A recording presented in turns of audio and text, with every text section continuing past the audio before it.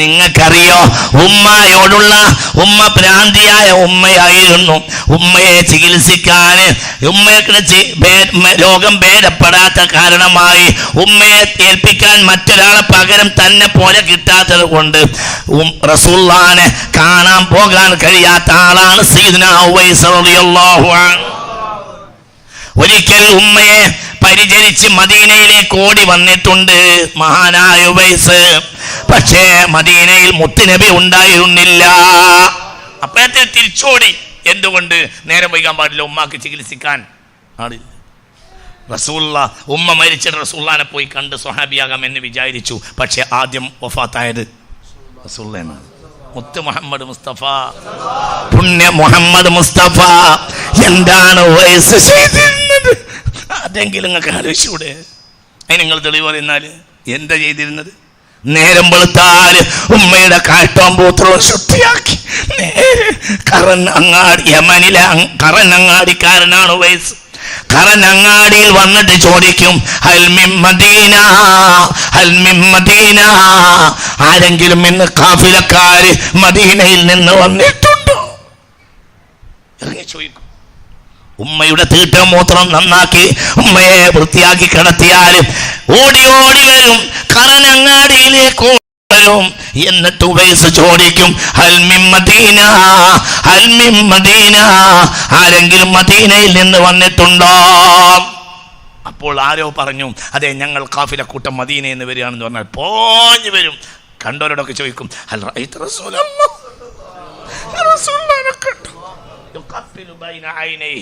എന്ന് പറഞ്ഞാൽ ആ കണ്ണിൻ്റെ അടിയിൽ ചുംബിക്കും.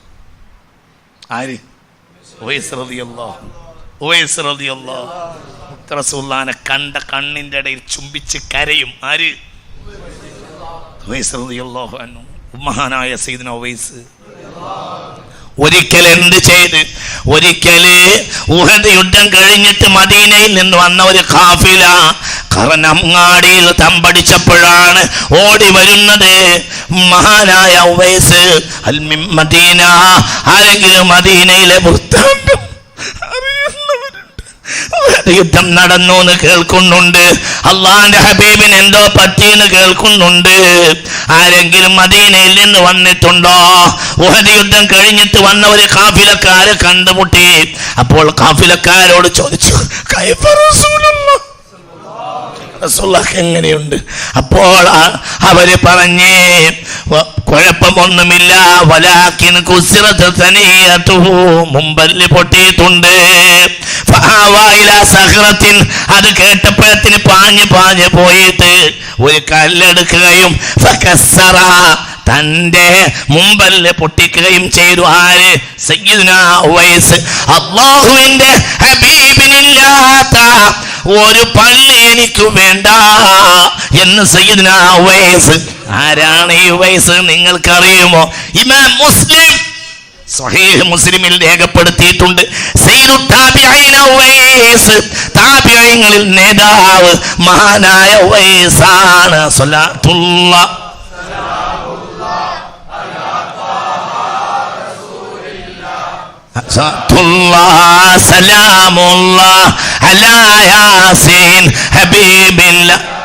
കൊട്ടാരങ്ങളിൽ പാർത്തിട്ട് എന്ത് കാര്യം? നേരം വെളുത്താൽ മീനിന്റെ പിന്നാലെ ഓടുന്നവരെ ആളുകൾ വിചാരിക്കും, നിങ്ങളെ മണക്കണുണ്ട്, നിങ്ങളെ കയ്യടോ മണക്കണ്, നിങ്ങളെ ഹൃദയം കസ്തൂരിയാണ്. എന്തിനട കൊട്ടാരത്ത് പാർക്കണത്? കോഴിക്കോട് മാർക്കറ്റിലെ മീൻകാരനായാലും സ്വർഗം കിട്ടും. പടച്ചോൻ തൗഫീഖ് തരട്ടെ. ഇത് ഞാൻ കൽബറിഞ്ഞ് പറയാണ്. കോഴിക്കോട്ടെ മാർക്കറ്റിലെ മീൻകാരനായാലും സ്വർഗം കിട്ടും. എന്തേ? അതിനൊരു മിച്ചം നിങ്ങൾ മുസ്തഫ നബി കൊടുക്കുന്നുണ്ട്. മുഹമ്മദ് മുസ്തഫ. എന്തിനാണ് കൊട്ടാരത്ത് പാർക്കണത്? എന്തിനാണ് ആ കൊട്ടാരത്തെ പാർക്കുന്നത്? കോഴിക്കോട്ടെ മീൻ മാർക്കറ്റിലെ മീൻകാരനായാലും ഹിസാബില്ലാതെ സ്വർഗത്ത് പോകാൻ കഴിയും. എന്തുകൊണ്ട്? കൽബ് നിറയെ മുത്തുനബിയോടുള്ള സ്നേഹമാണ്. ഹിസാബില്ലാതെ 490 കോടി ആളുകൾ സ്വർഗത്തിൽ പോകുന്നുണ്ട്. അല്ലാഹുമ്മ ജഅൽനാ മിൻഹും. اللهم اجعلنا منهم اللهم اجعلنا منهم اللهم اجعلنا منهم اللهم اجعلنا منهم اللهم اجعلنا منهم اللهم اجعلنا منهم اللهم اجعلنا منهم. ഈ മീൻ മാർക്കറ്റിലെ മോമിനീങ്ങളുടെ കഥ ഈ കുഞ്ഞിയുടെ ബാപ്പ എന്നെ അടുത്തിരുത്തി പൊട്ടി പൊട്ടി പൊട്ടി കരഞ്ഞു പറഞ്ഞിട്ടുണ്ട്. അദ്ദേഹം ഒരു ആശിഖുർ റസൂലായിരുന്നു. ഈ കുഞ്ഞിയുടെ ബാപ്പ, ഈ ഇരിക്കുന്ന കുഞ്ഞിയുടെ ബാപ്പ പൊട്ടി പൊട്ടി കരഞ്ഞ് മീൻ മാർക്കറ്റിലെ മോമിനീങ്ങളെ ഈമാൻ്റെ കഥ ഈ കുഞ്ഞിയുടെ ബാപ്പ എന്നോട് പറഞ്ഞിട്ടുണ്ട് പലവട്ടം. അദ്ദേഹം ഒരു ആശിഖുർ റസൂലായിരുന്നു. അല്ലാഹു അവരുടെയൊക്കെ ദറജ കൊടുക്കട്ടെ. മുഅ്മിനെ ചിന്തിക്കണം, എന്തിനാണ് കൊട്ടാരത്ത് പാർക്കുന്നത്? നിങ്ങൾ ചിന്തിക്കട. കോഴിക്കോട്ടെ മീൻ മാർക്കറ്റിൽ മീൻ വെക്കുന്നവന് മുഅ്മിനല്ലോ. പടച്ചോനെ അല്ലാഹു തൗഫീഖ് തരട്ടെ. മുഅ്മിനെ ചിന്തിക്കണം, ചിന്തിക്കണം. എന്താണിത്? ഹബീബായ മുഹമ്മദ് മുസ്തഫ, പുണ്യ മുഹമ്മദ് മുസ്തഫ. അതിനപ്പുറം ഈമാനില്ല. മഹാനായ സയ്യിദുനാ ഉവൈസ് നിങ്ങൾ കണ്ടിട്ടില്ലേ? സയ്യിദു താബിഈൻ, താബിഈങ്ങളിൽ ഏറ്റവും നേതാവ് സയ്യിദുനാ ഉവൈസ് റളിയല്ലാഹു അൻഹു. റസൂലുള്ളാഹിക്ക് 50 ശത്രുക്കൾ ഇരുമ്പിന്റെ 2 വളയം വന്നിട്ട് റസൂലുള്ളാഹിന്റെ കവിളിലാണ് തറച്ചുപോയി. ഉഹദ് യുദ്ധക്കളം. അത് പറിച്ചെടുക്കാൻ സ്വഹാബികൾ നോക്കിയിട്ട് പറിച്ചെടുക്കാൻ കഴിഞ്ഞില്ല. ചോരങ്ങനെ ഒലിക്കുക കവിളിൽ നിന്ന്. ആരുടെ കവിളിൽ നിന്ന്? അപ്പണ്ട് പാഞ്ഞ് വരുന്നത് അബൂ ഉബൈദ. നിങ്ങൾക്ക് അബൂ ഉബൈദ അറിയൂലേ? റസൂലുള്ളാഹിനെ ചീത്ത പറഞ്ഞപ്പോൾ ബാബാന്റെ തലർത്താൽ നിങ്ങൾക്ക് അബൂ ഉബൈദ അറിയില്ലേ? ഫലമ്മാ സബ്ബ റസൂലുള്ളാഹി സ്വല്ലല്ലാഹു അലൈഹി വസല്ലം ഖതല അബാഹു. റസൂലുള്ളാഹിനെ ചീത്ത പറഞ്ഞപ്പോൾ സ്വന്തം ബാപ്പയെ കൊന്നു. ആര്? അബൂ ഉബൈദ. അബൂ ഉബൈദ പാഞ്ഞു വരുന്നുണ്ട്. റസൂലുള്ളാഹിന്റെ കവിളിൽ ഇരുമ്പിന്റെ 2 വളയം തറച്ചിട്ട് ഉമർ ഇബ്നുൽ ഖത്താബ് അടക്കമുള്ളവർ നോക്കിയിട്ട് അത് പറിച്ചെടുക്കാൻ കഴിയണില്ല. ഇങ്ങോട്ട് വന്നിട്ട് കൊണ്ട് പിടിച്ചിട്ട് എന്ത് ചെയ്ത് പാലോണ്ട് കടിച്ച്. പിന്നെ അവിടെ ആയുധത്തിന് പോകാൻ നേരല്ല, അവിടെ ഓപ്പറേഷന് നേരല്ല, പാലോണ്ട് കടിച്ച് ഒരു വള എടുത്തപ്പോഴത്തിന് മുന്നിലെ ഒരു പല്ല് കൊഴിഞ്ഞണി ആടി. ആരുടെ? അബൂ ഉബൈദ റളിയല്ലാഹു അൻഹു റളിയല്ലാഹു അൻഹു.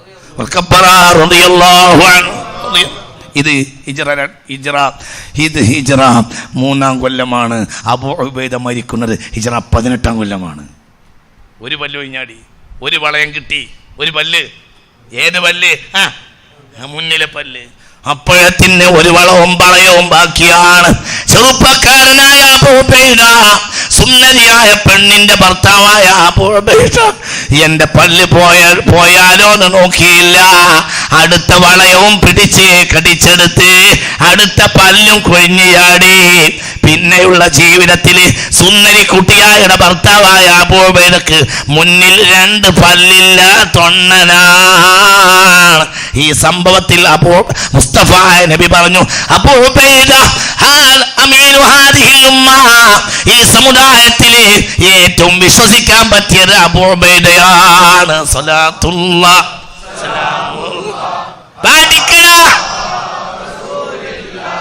സ്വലാത്തുല്ലാഹ് സലാമുല്ലാഹ് അലാ യാസീൻ ഹബീബില്ലാഹ്. മദ്രസയുടെ മുറ്റത്ത് കൊണ്ടുവന്നിട്ട് സാധുക്കളായ കുട്ടികൾ മുഹറം മാസത്തിൽ തുടങ്ങും ദഫ് പഠിക്കണം. എന്നിട്ട് നേരെ റബീഉൽ അവ്വലാകുമ്പോൾ ആ മദ്രസന്റെ മുറ്റത്തെ തെങ്ങിൽ നബിദിനം അനിസ്ലാമികണ് നോട്ടീസ് ഒട്ടിച്ചു പോവുക. കോമൺ സെൻസ് ഇല്ലടാ നിനക്ക്. നിങ്ങൾ പെണ്ണുങ്ങളെ പള്ളിയെ കൊണ്ടുപോകും, ഞങ്ങൾ കൊണ്ടുപോകില്ല.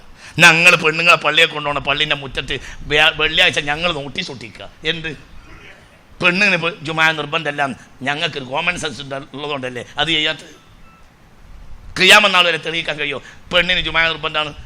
ഒട്ടകത്തിൻ്റെ തല സൂചിയുടെ ദ്വാരത്തിൽ കയറിയാലും പെണ്ണിന് ജുമാ നിർബന്ധം തെളിയിക്കുക ഈ ദുനിയാവിൽ ആൺകുട്ടി കഴിയില്ല. കയ്യോ കിട്ടുക, എനിക്കൊരു കിതാബ് ആവശ്യമില്ല. ഇപ്പം പറയാം, ഈ ദുനിയാവിൽ പെണ്ണിന് ജുമാ നിർബന്ധം തെളിയിച്ചാൽ അന്ന് റഹ്മത്തുള്ളാഹിന്റെ പേര് മാറ്റും. നിങ്ങൾ എടുക്കണ പണിയാ. എന്നിട്ട് നിങ്ങളെ പള്ളിൻ്റെ അവിടെ വന്നിട്ട് ഞങ്ങൾ നോട്ടീസ് ഒട്ടിക്കണില്ലല്ലോ. എന്ത് അന്തമാണോ? മുഹറം മാസത്തിൽ തുടങ്ങും പാവപ്പെട്ട കുട്ടികൾ ദഫ് പഠിക്കണം അല്ലേ? പറ അല്ലേ? എന്നിട്ട് നേരെ റബീഉൽ അവ്വൽ മദ്രസന്റെ മുന്നിൽ ബോർഡും ചുമരുമ്മലും ആ തൊട്ടടുത്ത തെങ്ങുമ്മലും നോട്ടീസ് ഒട്ടിക്കുക. നബിദിനം മനസ്സിലാക്കും. ഈ കഥയൊക്കെ എവിടുന്ന് തീർക്കും? ഇനി പറയേ, മുന്നിലെ പല്ലാണ് പൊട്ടിച്ചു. ആര്? മഹാനായ അബൂ ഉബൈദ ഇബ്നുൽ ജറാഹ്, ആമിർ ഇബ്നുൽ ജറാഹ്. അല്ലാഹ്, ഈ സമുദായത്തിലെ ഏറ്റവും വലിയ വിശ്വസ്തൻ ആരാണ്? എന്നിട്ട് പല്ലാണ് പോയപ്പോൾ റസൂലുള്ള പറഞ്ഞു, എൻ്റെ സമുദായത്തിലെ ഏറ്റവും വലിയ വിശ്വസ്തൻ ആരാണ്? അബൂബൈദ ആയുധത്തിന് പാഞ്ഞില്ല. അവിടെ ആയുധത്തിന് പാഞ്ഞ അത്രയും നേരം ആർക്ക് വേദനയാവും? ഓപ്പറേഷൻ ചെയ്തെടുക്കാലോ. മനസ്സിലായില്ല? അങ്ങനെ അന്നത്തെ പണി അതൊക്കെ അന്നുണ്ടല്ലോ. പക്ഷെ അവിടെ ആർക്ക് വേദനയാവും? അത്തരം നബി എന്താവും വേദനയ്ക്കും. അതൊന്നും നോക്കി അവിടെ ആർക്ക് നേരല്ല. അബൂബൈദ ആ വളയം പിടിച്ചു വലിക്കാൻ പലരും നോക്കി. പക്ഷേ അബൂബൈദ ഹബീബിനെ വേദനിപ്പിക്കാതെ തന്റെ 2 പല്ലും നഷ്ടപ്പെടുത്തിയിട്ട് കടിച്ച് പറിച്ചെടുത്ത് മഹാനായ അബൂബൈദ ഉമർ ഇബ്നുൽ ഖത്താബ് റളിയല്ലാഹു അൻഹു മരിക്കാൻ ഒരുങ്ങണ നേരത്ത് സ്വഹാബികൾ വന്ന് ചോദിച്ച് 3ാമത്തെ ഖലീഫ ആരാണ്? അപ്പോൾ പറഞ്ഞു, ലാ അരിഫു, നിങ്ങൾ മുശാവറ ചെയ്ത് തീരുമാനിക്ക് 3ാമത്തെ ഖലീഫ ആരാണെന്ന് എനിക്ക് അറിയൂല. ഇനി ലൗ കാന അബൂ ഉബൈദ ഹയ്യൻ ലജഅൽതുഹു ഖലീഫത്തൽ മുഅ്മിനീൻ.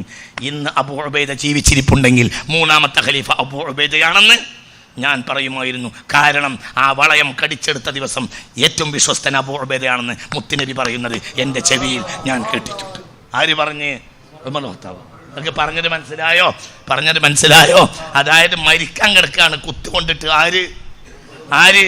മഹാനായ ഉമർ ഇബ്നുൽ ഖത്താബ് റളിയല്ലാഹു അൻഹു. അപ്പോൾ ആളുകൾ വന്ന് ചോദിച്ചു, ഖലീഫ നിങ്ങളുടെ അവസരം എങ്ങനെയാണല്ലേ? ഞങ്ങൾക്ക് 3ാമത്തെ ഖലീഫ ആരാണ്? അപ്പോൾ പറഞ്ഞു, 3ാമത്തെ ഖലീഫ ആരാണെന്ന് എനിക്ക് അറിയില്ല, നിങ്ങൾ മുഷാവറ നടക്കി. എന്നാൽ ഞാൻ 3ാമത്തെ ഖലീഫ ഞങ്ങൾക്ക് നിർണയിച്ച് തരുമായിരുന്നു. ഇന്ന് ആരുണ്ടെങ്കിൽ അപ്പോഴത്തിന് യർമൂക്ക് യുദ്ധത്തിന് പോയിട്ട് അവിടെ വെച്ച് മരിച്ചിട്ടുണ്ട്. ആര്? അപ്പോൾ പറ, ആര്? അബൂ ഉബൈദ. ഞാൻ യർമൂക്കിൽ പോയിരുന്നു കഴിഞ്ഞ മാസം. ബഹുമാനപ്പെട്ട അബൂ ഉബൈദയുടെ ഖബർ കഴിഞ്ഞ മാസം ഞാൻ സിയാറത്ത് ചെയ്തിട്ടുണ്ട്. അതൊരു കസ്തൂരിയ. എനിക്ക് അവിടെ പോകുമ്പോൾ ഞാൻ 2 റഹ്മത്തുള്ളയാവും. അവിടെ പോകുക എന്ന് പറഞ്ഞാൽ ഭയങ്കര സന്തോഷം.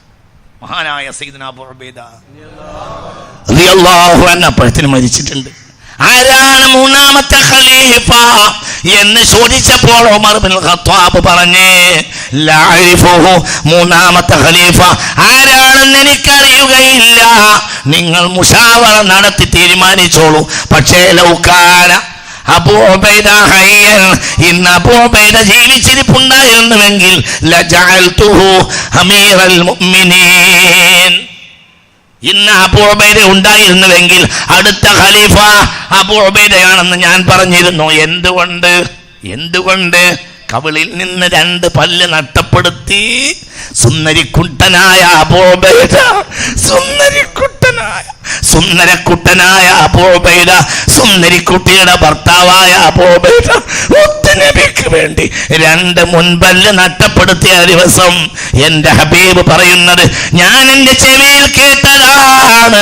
അബൂ ഉബൈദ അമീനു ഹാദിഹിൽ ഉമ്മ, ഈ സമുദായത്തിലെ ഏറ്റവും വിശ്വസ്തൻ അബൂ ഉബൈദയാണ് എന്ന് മുഹമ്മദ് മുസ്തഫ. ഞാൻ അവസാനിപ്പിക്കാണ്. ഇത് പറഞ്ഞാൽ തീരില്ല. ഈമാൻ വേണോ? റസൂലുള്ളാഹിന്റെ പിന്നാലെ കൂടിക്കോ. മുഹമ്മദ് മുസ്തഫ. മുൻഗാമികൾ 5ാം ക്ലാസ്സും പഠിച്ചിട്ടില്ല, 2ാം ക്ലാസ്സും പഠിച്ചിട്ടില്ല. കൽബ് നിറച്ച് എന്തുണ്ട്? ഈമാനുണ്ട്. നമുക്ക് 5ാം ക്ലാസ്സും ഉണ്ട്, 100ാം ക്ലാസ്സും ഉണ്ട്. എന്തില്ല? അന്തല്ല.